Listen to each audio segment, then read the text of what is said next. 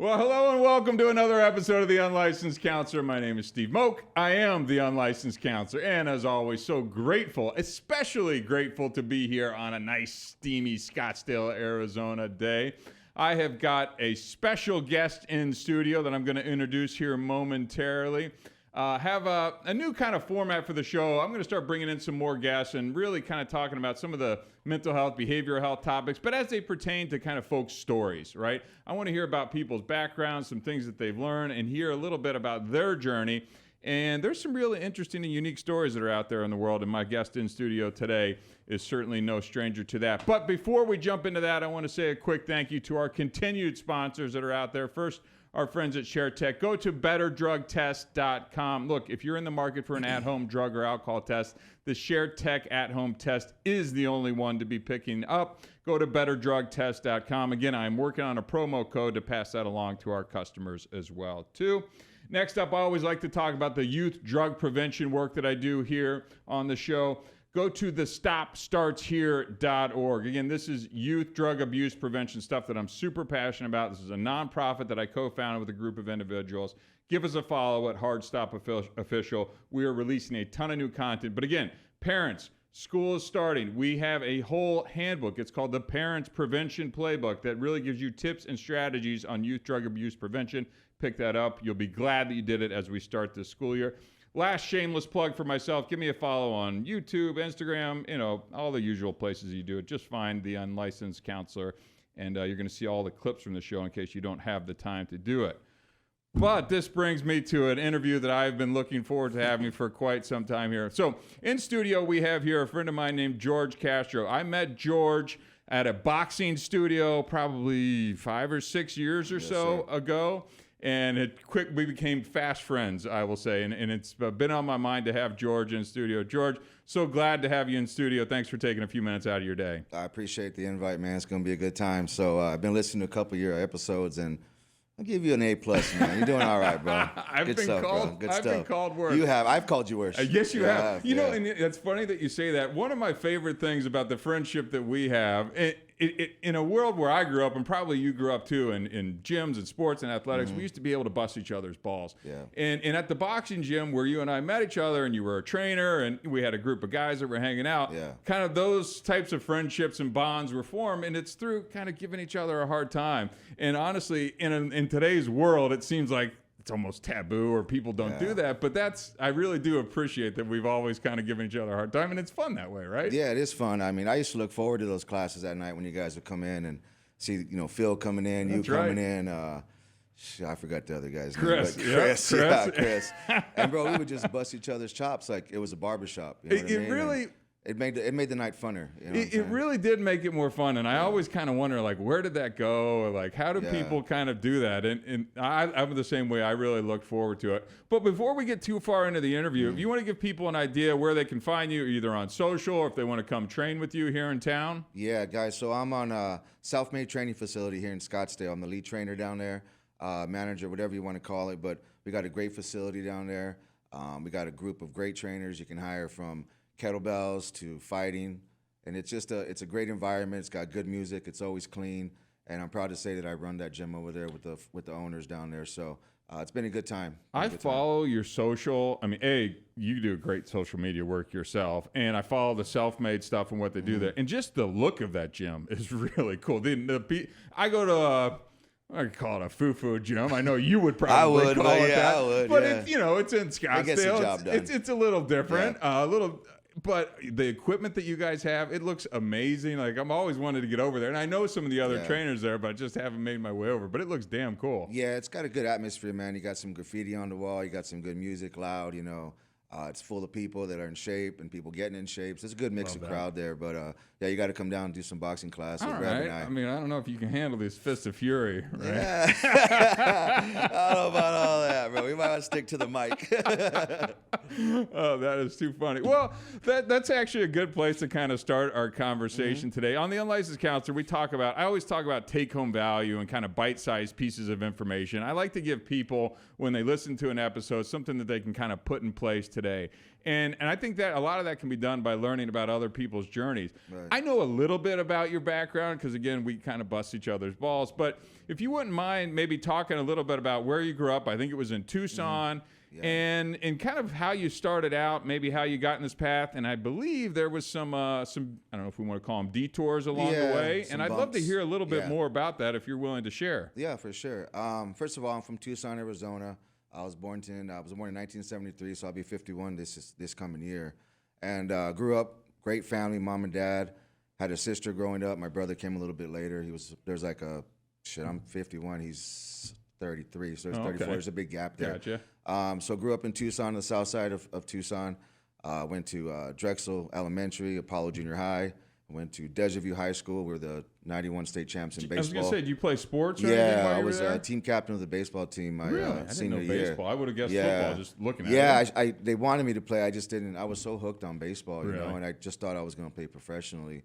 And that's where I'll get into that, where that detour happened. Got it. Kind of like most stories, you know, a guy comes playing good sports, missed the opportunity, and they go the wrong way. But I'm back on track, and you know, I appreciate you letting me tell my story, just because I think it does impact certain people that are going through situations like this. Like I told you off air, I talked to my old high school, and it was pretty cool how many kids wanted to learn a little bit more after the interview, after the whole seminar thing was done. You know? I think that especially young kids, teenagers, and things like that, they can connect more with somebody who's been through it than somebody who's maybe just out there telling them they shouldn't do this. But you've been through it, and then what you learned, and maybe what you could do differently along the way. So I'm super curious to hear about this. So growing up in Tucson, all I did was play baseball. That was my whole life, from the morning till night, whether it was going to school and doing it, or you know, and playing street ball with my buddies, going to the ballpark. But that was basically my life, was growing up. My dad was a great mechanic. I didn't pick that up. I didn't care about anything else. And I still don't know anything about tools. So my dad will love that. But I just wanted to play pro baseball. That was the only thing I wanted to do. So all through, you know, I got cut in the junior high team. And I got crushed my 8th grade year, and I didn't make the team. Really? Yeah, and I'm like, holy cow, maybe this ain't for me. But I ended up, you know, making the freshman team at my high school. And then actually got called up my sophomore year to varsity because one of the guys got hurt. And my first high school game as a sophomore, I hit a home run against our rival school. That's got to be a pretty So man, cool that was memory. like, that was my Al Bundy moment right there. You know what I mean? So I love that kind of stuff. Yeah, bro, it was epic, man. I still think about that. It was just one of them feelings. You keep the ball? You still have the ball My somewhere? mom and dad probably Your mom and dad have it? 'cause Okay. My mom's got everything, man. So, but yeah, going back to my childhood, I had a great childhood. I had great parents. They gave us everything they could. Hardworking parents. They're still hardworking. They're retired now, but I think that's where I got my work ethic. Man, I just see my parents grinding all the time, and I'm pretty sure I picked that up from them. You know. So you're in high school. It sounds like a stud athlete. I mean, if you're playing varsity baseball and things like that, where did things maybe change along the way? You know, and I'll just say this before you even go. Yeah. You know, I'm in recovery from drug and alcohol addiction, right? So, you know, feel free to talk about it. I'm not saying that's a part of your story, but you can be as open as I'm coming up on 10 years sober. Congrats. Drugs and alcohol in high school. I was supposed to be, captain of the basketball team and captain of the track team, and I took a couple detours myself as well. We've all done it, right? So, we've all done it, man. You know, you can be super open about whatever it was. And, you know, I after high school, I got a scholarship, a full ride to Arizona Western out in Yuma. Oh, cool. And I don't know. I still don't. Maybe I just bitched out. I don't know, man. But I went out there. I didn't perform like I should have, and I was the last guy to get cut. And I didn't have a backup plan. I really thought I was going to play for the Dodgers. I remember working my last job before I left for college. It was at this Western store selling Wranglers and crap like that. And I remember telling the employees, all right, the suckers, this is my last job. You're going to see me on the diamond one day.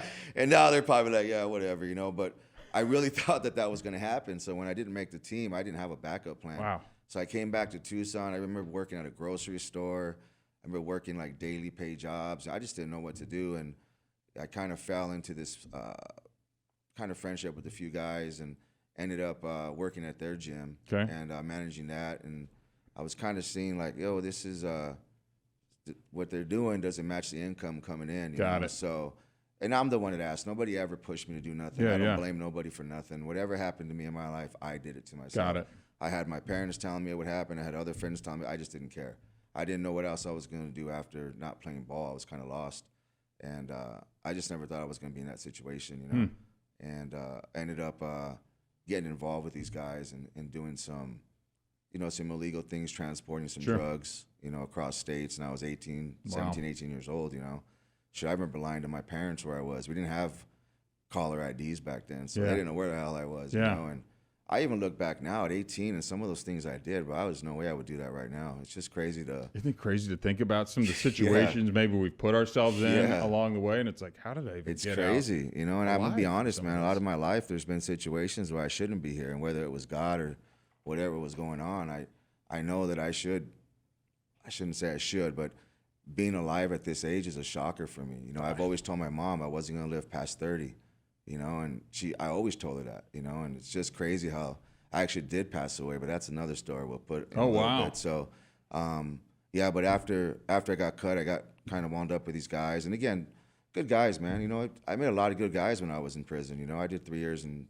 Florence prison, Well, maybe back up a little bit. How did that, you meet these guys, you end up transporting things. I mean, again, share what you're comfortable sharing with there, but I think it'd be interesting to know because you're doing good, you get cut, you're kind of a little bit lost, and I'm sure that's a pretty relatable position for a lot of people out there. Yeah. So how did you kind of end up on this path? And obviously I'm curious how you ended up in prison, right? It was prison, not jail, right? Yeah, I did 3 years. Yeah. So I ended up transporting some drugs. As young, I was getting paid, really good money for being 18 years old, and it was cash, obviously. So it just intrigued me more. Like, man, I can do this make this kind of money in a week or two. Like, I guess this is what I'm supposed to do. I was kind of doing that little pity game where I didn't make what I wanted to do in baseball. So I'm like, well, maybe this is what I'm meant to do, Interesting. Because there was a time where I'm like, I want to be this big drug dealer. And now I look back like, man, what the hell was I?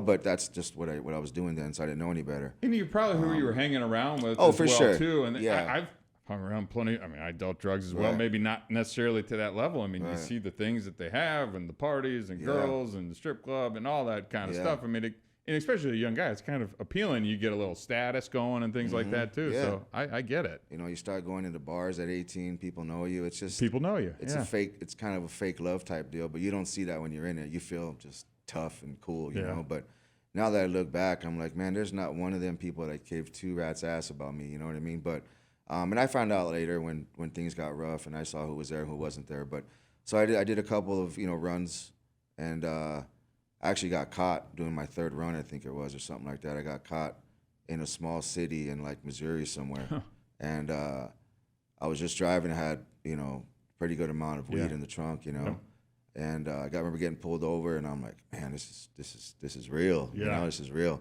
So the cop pulled me over. I was in a rental car, Mexican guy, young. It's just it is what it is. But so I ended up getting out of that one, man. It was crazy. So the cops pulled me over, and I'm gonna be honest, man. They took the car, they took the weed, they did everything. Like I didn't hear from them again. I don't know what the hell happened, what they did, but it was a crazy situation. I did go to jail that night, and I got out a few days later. But the people in the jail told me what lawyer to get and everything. Really? It was crazy, bro. Yeah, it was like their own little kind of their own in scheme thing they were doing there. Interesting. So wait, you get off with this arrest, and then you go back. I go back and start doing it again. Bro. Isn't it crazy how our mind works? It's just like crazy, bro. Like don't use this as the blessing that it is. It's like I got to get another one. Yeah, that's what I mean. So I came back and I took a little break, just because I was kind of rattled. I didn't know really what was going on, and I got off that case, man, with like a misdemeanor on it. And I said, wow, I didn't teach me a lesson. I just thought you thought you beat it. You you're that much better. I'm just better than them. You know what I mean? But then I ended up doing it a little bit longer, still making some great money, and then I did one more big run, and I actually got caught here in Phoenix doing that one. Jeez. And this was pre 9/11. There was no check, so we were taking this stuff on the plane, just like the movie. Wow. You know what I mean? Yeah. So, like blow. Exactly, bro. Yeah, that's true life. You know what I mean? So, that's that type of movie there, man. It just brings back a lot of crazy memories, And I always tell buddies, like, man, some of my stories sound so like fake. I hate telling them because they don't sound real. You know what I mean? I I know exactly what you mean. But it's real. I went through it, and it was some crazy shit. You know what I mean? So you get pulled over. So you're now pulled over. You get arrested here in Phoenix, and now that one's for real. Yeah, you're not getting out of Phoenix this one. ain't playing around. Yeah, you're not Phoenix getting out of playing this around, one. So what's the whole process like? So you get pulled, you get thrown in jail, you go to trial, and now you end up in prison. I mean, what is that whole experience like? And I am curious on the prison front because that just sounds super scary. I remember it took me to is it the Horseshoe or so? I haven't been in jail since or arrested. Good. So yeah, so I think I appreciate that, bro. That. Yeah, I appreciate that. Like it's an accomplishment, right? Right. Right. Yeah, so they took me down to the, they took me in, they questioned me. Obviously, they wanted me to rat. I said, man, I'm not doing that, man. Like, I'd rather just do life. I'm not ratting on nobody. I gave my word as a man when this started, and I'd say I'm gonna die with my word. Yeah. So I didn't rat. So obviously they wanted to stick it to me, and I'm getting a lawyer. I got a lawyer, and they were talking about giving me 15 years. Oh my gosh! I'm like, holy cow, man! Was it? Do you mind if I ask? Is it weed? Is it coke at this point? And so 15, just because it's legal now. So how crazy it is that you could have been facing 15 years. Yeah. For now, you can go to a dispensary around the corner. Easy, right? Isn't that crazy? It's crazy. That doesn't seem right. And but even when story for another time. But wow, that's but, wild. But even then, I mean, I was in there in the prison with guys that were doing less time for armed robberies. They were just really sticking it to guys getting in trouble with drugs, it's just crazy. I remember, like, you did an armed robbery with a gun, you're doing 1.5 years. They wanted to give me, I got 3.5, so it's just, it's kind of crazy. It's backwards back then. I don't know how it is now, but I just hope I don't have to find out ever again. Good, I don't mess around, but no. I learned my lesson after that one, but I ended up signing a plea deal for 3.5 years. I actually left the state. I was going to be a fugitive. I left. No, I left. Oh, you did leave? I did leave, yeah. Wow. And I had everything set up. I was going to be a fugitive. I wasn't doing 15 years. That was the plan. You just screw it. I'm going to take my chances on the road. Yeah, I'm thinking like a criminal. I'm already feeling like a lowlife, and wow. I just said, man, I'm taking off. What changed your mind? Actually, I talked to my mom a few days before my sentencing date or whatever was going on at that time, and the lawyer got me a plea deal for 3.5, and I said, all right, I'll come back and do that. That's something I can do. Because at that time, you do like 85% of the time. Okay. So I did just shy of 3 years. So, I wasn't okay doing it, but it was a lot better than 15. So I ended up just going ahead and coming back, and I signed that plea deal and got the 3.5 years, and I did probably a little bit over 1 year in Florence, and then a couple other smaller prisons, because they just move you around. Is that how it works? Yeah, they move you around a little bit if they think people are getting too close to whatever the deal is. I mean, they could tell you a million things. Who knows what the truth is? But I ended up doing a few different prisons around Arizona, and just shy of 3 years, I got out right before 98. So I've been free and clean since then. Wow. What's a day? Can you just walk me through a day in the life, just for reference? I have no idea what a day in the life in prison really kind of it looks like. It's not like what everybody thinks. That's why I'm curious, guys. I mean, there is things that happen. I've seen some crazy stuff, but as long as you go in there. So if you walk into I remember getting dropped off by the bus. I remember thinking, man, this is where I'm gonna be for 3 years of my life. And I had just turned 21. You're a kid. 2 months before I turned myself in. Yeah. Yeah, I turned 21 in October of 94. In January 95, I had to turn myself in. So I still remember coming down here with my parents, and, as soon as the judge lays down the sentence and the bailiffs, like, they want to handcuff you. I remember asking the bailiff, like, yo, man, my parents, and can you just, man, I'm not running, man. I'm going to prison. Just don't handcuff me. So I think he told me to put my hands in front of me, and he wouldn't do it. So he was actually pretty cool about it. Reasonable? So, that was when the judge tells you that you're going to do some time like that, like it's just, and then they put you in this little cell, man. It's just a little cubicle, and it's got these 4 walls and a little window, and I'm just sitting there like, man, this is real. It's real. You know what I mean? Everything that my mom and dad said was going to happen is happening. You know what I mean? So, and I'm by myself. There isn't my buddies. There's not my backup. There's nobody. You know what I mean? So, I remember going to the bus to transport us to a prison, because you got to wait in jail. You got to go through like a psych test. They want to see what yard to put you to. So they hold you in kind of jail for, is that days, weeks, months? It could be. Yeah, it could be at least a couple weeks. I've toured the jail that was at Madison downtown. Mm-hmm. That place is terrifying. Yeah, it's rough. I'm lucky I got out of there before that whole Arpaio tent thing went down, because that looked horrible. That looked horrible, too. Yeah, that looked horrible. Those guys intense. But Yeah, I remember getting dropped off at the bus, and you pretty much just have a sack of clothes they give you. You know, before you hit the prison yard, you're wearing your jumpsuits or something like that. I can't remember what they transported us in, but yeah, I remember getting down and getting off the bus and walking through the yard. It shut down while we went through the yard, so there's nobody out there, but just the fence, the barbed wire, the cement, the dirt. It's just, I'm like, holy shit, man, this is real, you know. So got down to them, and at that yard, I was in a yard where it was just it was a newer yard, and it was like a big warehouse, not a warehouse, but just like a building, and it was just 2 runs of inmates. There was no individual cells,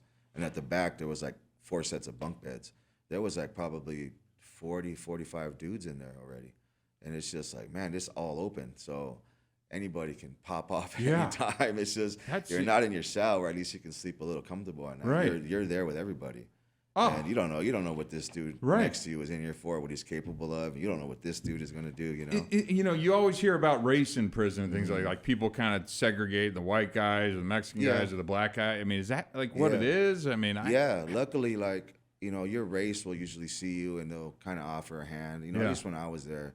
But I got lucky. A friend of mine from the streets had gone to prison a year before me, and he was actually there when I arrived. So he kind of schooled me on what to say. Show you the ropes a little bit. Yeah, not what to say, who not to hang out with, because it does segregate it. You know, you got you know, everybody in their own area, and you know, you can't eat. You can only eat with your own race. You know, play sports with your own race, stuff like that. It's obviously very different from the outside life, but you know, prison has its own rules, and you got to live by those rules. You know, certain words you can't say. There's just certain things you can't do, because if you get on somebody's bad side, man, there's nowhere to run. You know, it don't matter how big you are. There's nowhere to run. There's nowhere to run. It doesn't matter how big you are. If you're the toughest guy in the world, when you know it's 8-on-1, 10-on-1 I mean, were you kind of big like this? I mean, were you a fighter? Like, I mean, no, I hadn't fought at all yet then. Yeah. No, I had just turned 21. I didn't even MMA wasn't even really too much around yet. Gotcha. I don't think UFC started till like 94, 95. So it Sounds about right. The pre-stages. I remember that. So I didn't know anything about it, and I only played baseball. I didn't come up with a wrestling background or nothing, which I wish I would have, considered, you know, knowing what I would have gotten into later. Where but you were headed. I just didn't have that background like that, you know. So, going back to the prison thing, you know, I actually met another guy in my run. They called them runs. Okay. And he kind of gave me some schooling too on, you know, who's cool, who's not, what to do around the COs, the correction officers, you know, stuff like that, because. You know, if you get on the bad side of one of those, man, it's not good either. It's going to be rough. Yeah, so you gotta, because prisoners can make it tough for you, COs can make it tough for you. It's a very it's like a gauntlet. Like, how do you navigate all these different things? It's tricky, bro. Yeah, it is, man, and just always having to be on high alert, because you just don't know what's going to happen. You know, the anxiety you must have just at all times of. Yeah, I mean, through the roof. It's kind of weird, man, because you kind of just get normalized to it after a little while. You know what I mean? And then you start seeing things that would have freaked you out a year or two ago. You're like, that's just prison, you know? So, wow. You know, of course I would get nervous. I was scared. And I remember I had to fight this guy because he called me a cheat on some spades game. And I'm like, all right, this is what it's about. This is what you got to do. This is what you got to do, you know? So, yeah, because if you don't stick up for yourself, it's not going to be a good time for you. You're going to get run over. Yeah, it's not going to be a good time. And like you said earlier, there's nowhere to run. You know, yeah, the CEOs will protect you, and if you're in prison, man, they want to get to you, they'll get to you. That's just the way it is. Wow. It doesn't matter if you're in PC or not. That's just the way it is, you know? Wow. That is the true part, like what you see in the movies, but, you know, all the other crazy stuff, it does happen, but it's not every day, you know, but. So, you know, I'm super fascinated by all this, and I could talk the whole show about it, but I won't. But I do want to, you know, maybe closing this chapter of the interview, like, what are some thoughts, things that you would do differently that maybe could have prevented you? I'm curious about that moment also that seemed like it almost, not going to say set you down a path, and when you got cut, like from the college team, and that really set in. Like, maybe somebody else just got cut, or they didn't get into the school, or something's going on in their life. Like, looking back on a moment like that, because that seems like it might have been the point where you started down a certain path instead of going this way. I'm sure there's a lot of people who are at those kind of crossroads right now. And have any thoughts of maybe something you could have done differently or should have done differently? You talk to friends, or, you know, I don't know. I'm just curious. I think for me, I think I wish I would have took high school a little bit more serious. I really only did enough just so I can play sports. I'm gonna be honest. You know, I didn't care about school. I didn't want to be there.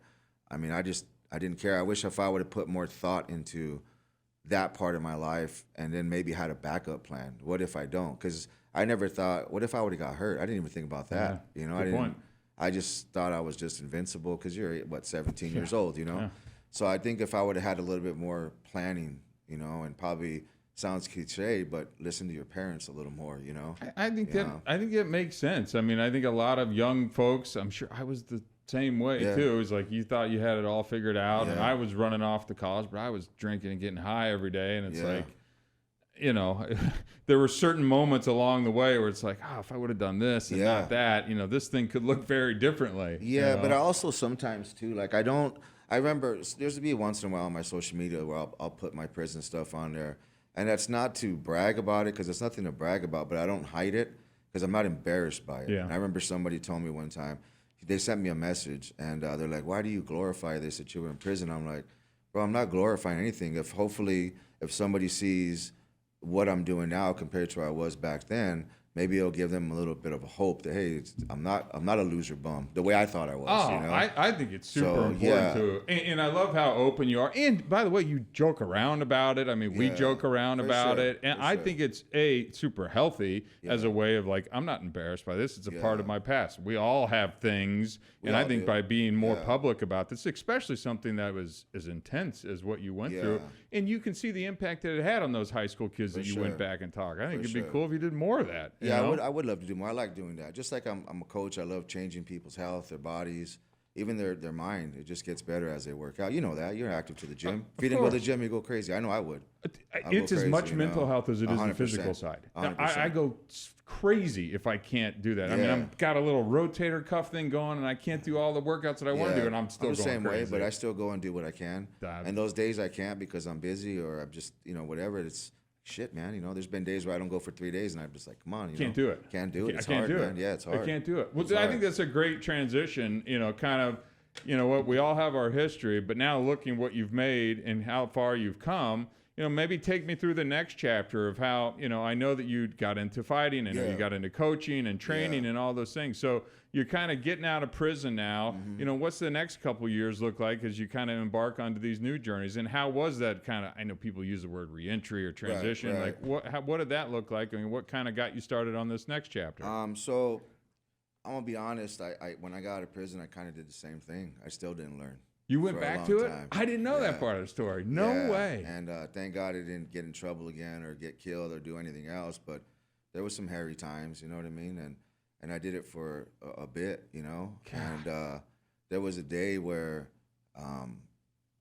one of my buddies, he's like, "Yo, man, like you're wasting your talents." I was fighting already. I was coaching my own team while I was fighting. You Oh, know? okay. And he's like, "What are you doing, man? You're gonna end up in prison." And this was a friend that had been in prison and was in the same kind of game that I was in, Yeah. you know. And he said something to me one day like, "George, you're just wasting your talents, man. Like, you know, you gotta go to San Diego with Dominic Cruz, who's the one that got me into coaching at a higher level."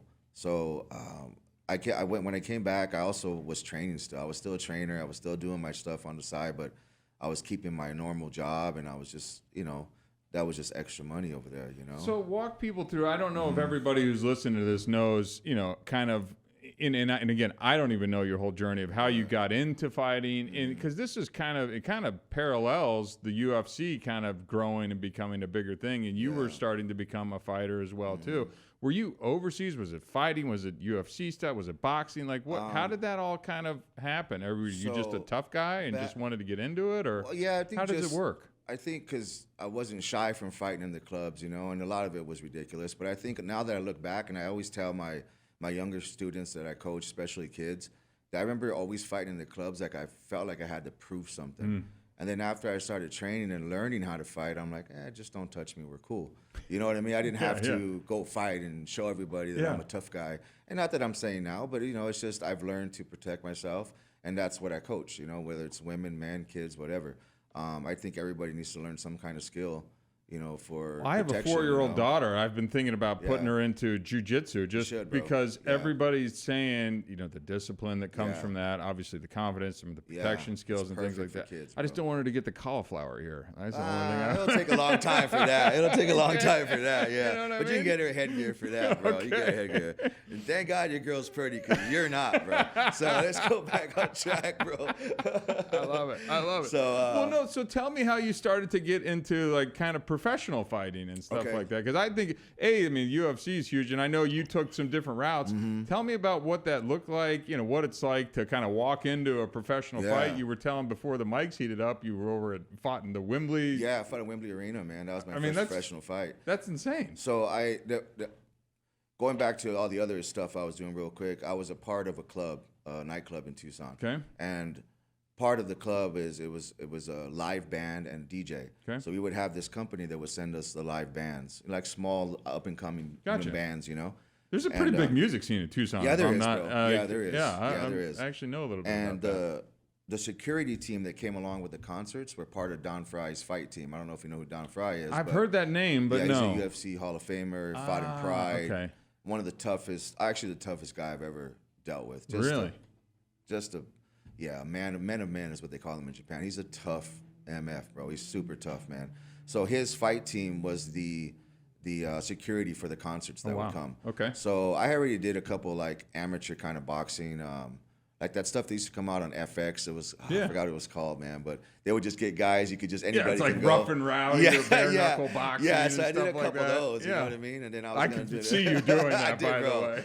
It was hilarious, bro. It was hilarious. I'm gonna have to find I that remember on even YouTube. one time I fought in Phoenix. It was out here somewhere, and the announcer was like, "Straight out of prison." I'm like, "Bro, I've been out of prison like 2 years. What are you talking about, bro? Like, take it easy, if not more than that." But They're it was hyping just you up. Yeah, it was just hyping me up. But it was funny, man. But yeah, so I started training with them. They invited me to go down there because I had that common interest of fighting, And I still never thought I was going to be in this sport or anything, I've always been a fitness coach since I was 18. I was doing that way back then. But started training with them, and then I actually trained on Don Fry's team for about 5 years, maybe 6 years. I got to corner a couple fights in Pride out in Japan, K1 Heroes. That's what I was gonna say. Was it K1? I think I've seen. Yeah, so I didn't fight in K1, but I cornered Don Fry in a couple fights out there. One was Pride and one was K1. Okay, got it. And so I got to see that whole Japanese scene with MMA and just, bro, it's awesome. If you've ever been to Japan, bro, you got to go. I haven't, but it looks amazing. It's amazing. Like one of the few places I haven't been that I really want to get to. I've got lucky to be down there maybe 7, 8 times on MMA stuff and wrestling. So, yeah, it was a great time, and I just got more and more hooked, and I started training some more, and I fell in love with it, and I was still running the club, still doing other crap while I was doing that. And, is this boxing? Is it jiu-jitsu? Is it kickboxing? So like, how does mixed that? martial arts is all just the, mixed all the martial arts. disciplines. That's got it. Mixed martial arts. So when I got with Don Fry's team, it wasn't just boxing no more. I was training kickboxing, wrestling, jiu-jitsu.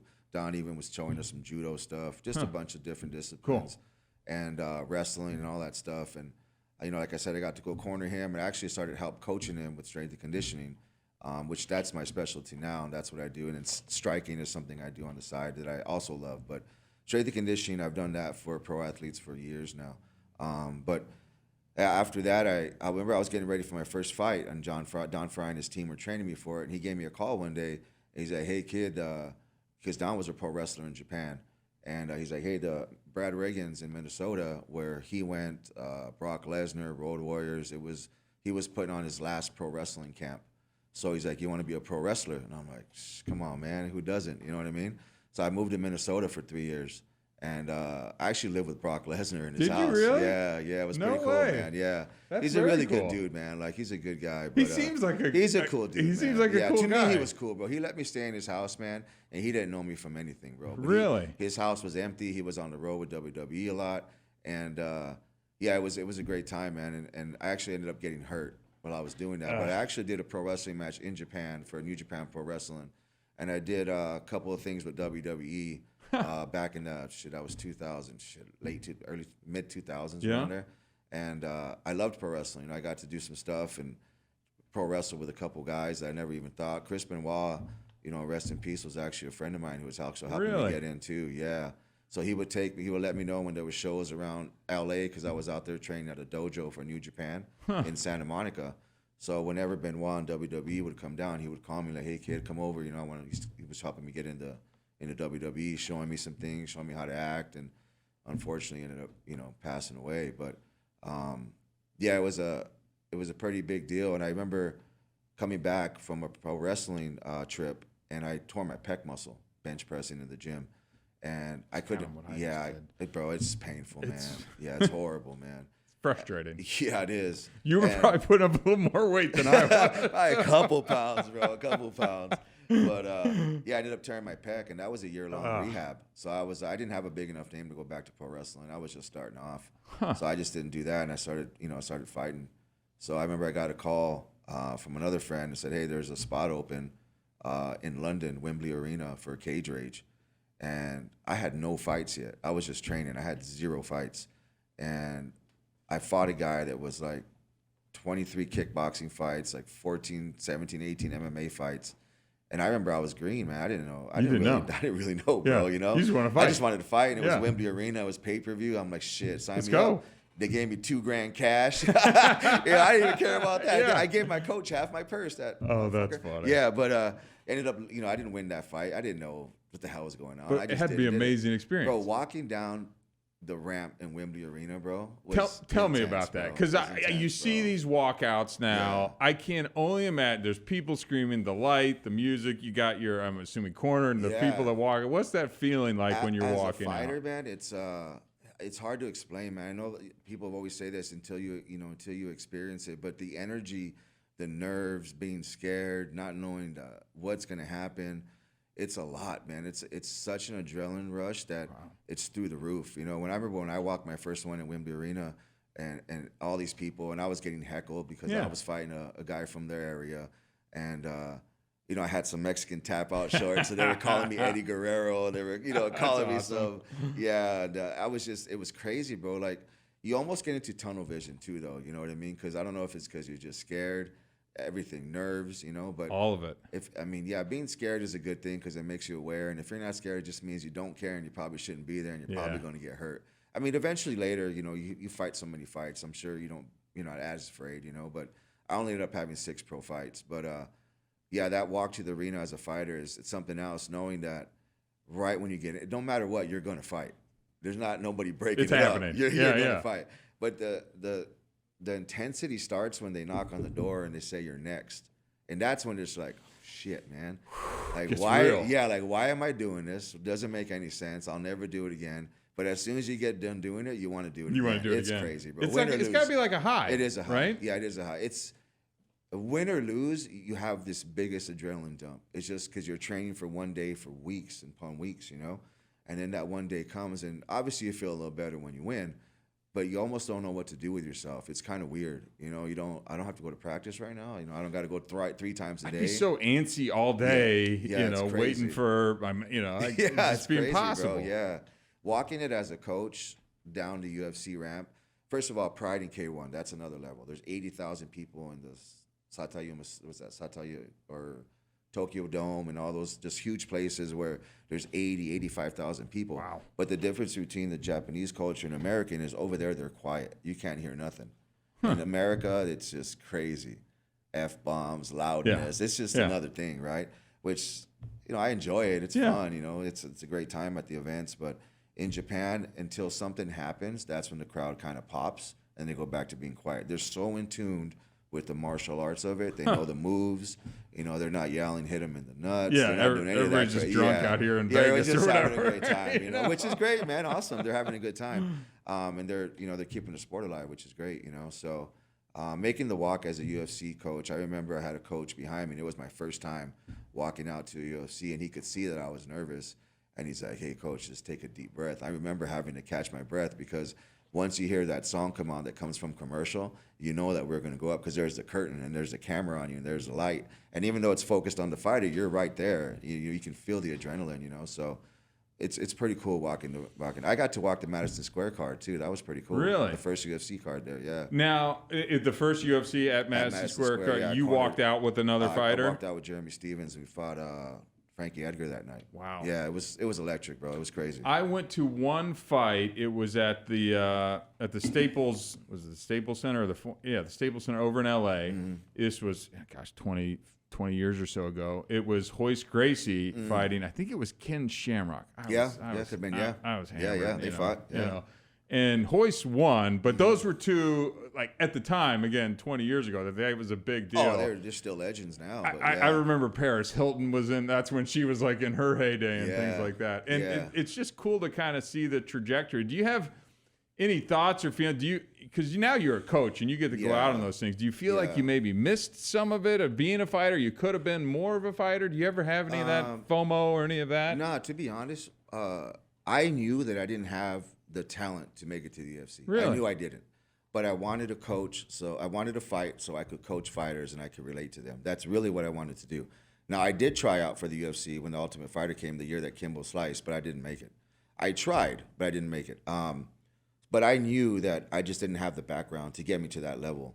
But I wanted to be around high-level coaches, and I've been fortunate enough to do that. And I've coached in Japan, Singapore, just around the world. It's been crazy, and coming from the first part of the story to now, it's crazy, and I don't sit back and look at it and maybe, I don't want to say enjoy it, but I always feel like I could keep doing more, and I always forget, like, man, maybe I should look back a little bit and see where I was to now, because it's been a pretty crazy ride, man. I think that's an exceptionally crazy ride. Yeah. And knowing you now and being friends with you for the last few years and how good a guy you are and seeing all the stuff that you do, and now learning even more about your background, I think it is important to kind of make sure you reflect back on that. Yeah. I'd love to see you do more of that speaking. I just think that your story, and if we had, Joe Rogan time of 3 hours, I'd flush it out even more. I just think that stuff can be so helpful to somebody, because you never know who's in that audience and that kid who's, at that crossroads that we talked about, and maybe that's the thing that could put them on this path and not the other. I appreciate that. So you've gone into professional training now. So what's the next chapter look for George Castro? Like, what is, and now I see the folks that you train and stuff. I mean, you got some athletes that don't they win some of these shows and bodybuilding and things like that? And, what's the next chapter look like for you, and kind of what are some of the goals and things that you're looking forward to in the future? So right now, like I said, I'm the lead trainer manager at Self-Made here in Scottsdale. I'm happy where I'm at right now. I got a great group of clients, man. Like, support me no matter what. It's just, I've been fortunate to make some really good contacts throughout the years and friendships through the gym, and I'm very blessed on that, man. I really am, because there's other stuff too that, I mean, like you said, we can go into this deep stuff, but there's stuff that I've done I'm not proud of, and sometimes I'm like, man, do I deserve this? But I try to do the best I can now, I really do, and I try to have compassion for people, because I was always that angry guy, and I was always popping off at people. And I look back, and man, I embarrassed myself a lot of those times, and I hate it. I don't want to be that guy no more, So I think for me is I'm going to keep coaching for maybe another 4 years as far as personal clients. But eventually the plan is to open my own gym at some point. And I want to get back into coaching. I want to get a group of male, female fighters to the UFC. I think that if I can kind of pass along what I've known and I've learned, and I've been coached by high-level fighters, high-level coaches, and I want to pass that on to the next, group of people. Yeah, the next generation. And that way it keeps going, because MMA truly saved me from going back to prison or dying. So, I'm not saying I'm giving my life to MMA. I'm not saying that, but it's such a huge part of my life that I miss it. I miss walking to the cage with fighters. I miss having that nervousness. I miss having that pressure if I coached them right, if I got them in shape. And I miss them winning, and when they win or lose, but obviously winning, and just how grateful they are. I've had a couple fighters that weren't as grateful, and they should have been, but that's cool. That's with any business, right? And any friendship, I guess it kind of happens that way. But I really see myself in the next year or two with my own gym, and I want to go on my own, just because I have my own brand and I have my own way of thinking, and I want to do what I've learned throughout the years and what I think works. It sounds like giving back. I mean, you've been involved in a sport, from a training, from all these different areas, and it's like it's brought so much to your life, and now you want to kind of pay it forward to that next generation. And of course, I think that's fantastic. Of course, I got bills to pay, but I really do want to pass it on. I really do enjoy changing people's lives in the healthy reasons, And I've been through depression. During COVID, attempted suicide during during COVID, and I was overseas while that happened, and I still think about that. I don't really have those urges anymore. Does it cross my mind? Yeah. I get anxiety attacks still, and that took me a long time to even admit because I'm supposed to be a tough guy, you know what I mean? But now I don't have a problem because if there's another guy that's gone through what I've gone or is kind of similar to who I am or the way I see things, it's okay to come out and say it, man, because fighting your mind is hard, bro. That's the toughest fight I've been in. I'll tell you, again, I'm very public with my struggle with drug and alcohol addiction. Right. And I've always downplayed it in my life of just like, it is what it is. And I've done a lot of public speaking, and it never fails that somebody, a mom, a dad, a husband, a wife, a kid, or somebody will come up to me afterwards and be like, I'm going through that exact same thing. You just never... I know I never fully understood exactly the impact that I had. And I kind of pick up on some of that from you too. Yeah. I'm not saying you're underplaying it, but I think you could have more of an impact in sharing some of those things. Because I do think, you're a big, tough guy and things like that. So being vulnerable like that, I think it could go a long way in really helping people. And by the way, what I have found in my life is when I'm doing that, it's helping me as well too. Yeah, you get to speak about it. It gets it off your chest. It really does make a difference. It does, man. And I really wish there was somebody that kind of went through it. Not to say that I would have listened to him. Who knows? In my frame of mind back then, but at least it would have gave me an option. And especially this whole suicide thing, how big it is now, and that was a tough part. And I still struggle with it. I go to a counselor now. Good. I awesome. talk to somebody. I got my wife. She's great. She helps me out a ton. She grounds me. She keeps me on level-headed, and she's actually made my life way better. So I'm blessed to have found her after all these years. I follow all your social. the meals and the cooking that you guys do. It's super cute. Sure. It looks amazing. I love how happy you seem to be with all that. Like that is just it's great stuff. Last couple minutes of the show. This is, first off, thank you, George. I appreciate you. Thanks for coming in the studio. Thanks for sharing all this stuff. It means more to me than you know.